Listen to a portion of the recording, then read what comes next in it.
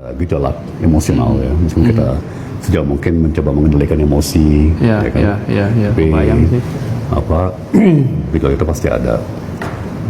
Biasanya sih kelihatannya butuh seminggu ya untuk emosi, psikologi kita kembali tenang ya, bisa menyerap dan memproses semua yang terjadi, lingkungan yang baru ya. Tentunya banyakkan dari kita yang diciduk ya masuk MUI itu untuk pertama kalinya, jadi lingkungan yang baru, tidak pernah kebayang. Kebetulan rutan Pas yang di sana begitu masuk, udah pada kenal belum tuh waktu itu? Sama sekali nggak ada yang kenal, ya kan? Jadi saling perkenalan dengan sama tahanan yang juga latar belakangnya sangat beragam, berbagai lapisan masyarakat, berbagai latar belakang, ya, berbagai etnis, agama. Jadi saya suka bilang itu seperti cerminan masyarakat kita ya. Jadi dari berbagai lapisan, berbagai suku dan berbagai usia juga, ya, multi generasi. Tapi dalam setiap rutan atau lapas itu ada tradisi-tradisi tersendiri. Ya, jadi itu seperti estafet, karena kan ada yang datang dan pergi, dan pergi. Persis. Ya, jadi ada semacam estafet. Ya. Misalnya ada tradisi di rutan Kejari Jaksel, mereka udah siapin spray, ya kan?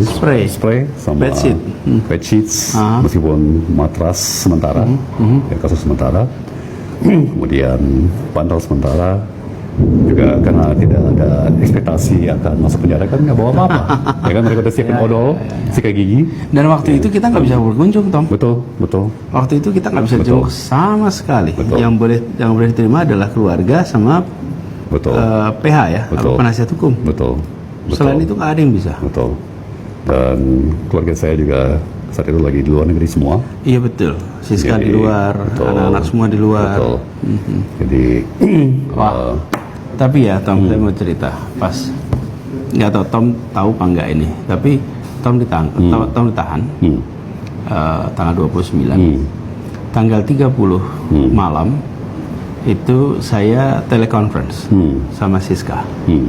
Waktu itu dia di LA, California. Saya tuh membayangkan bahwa bagaimana suaminya ditahan. Dia lagi di Amerika bersama ngurus anak yang mau sekolah, terus dengar kabar ini, gitu kan?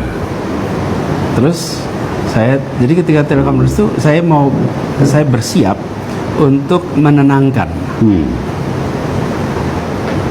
situasinya. Saya mau jelaskan nih situasi begini.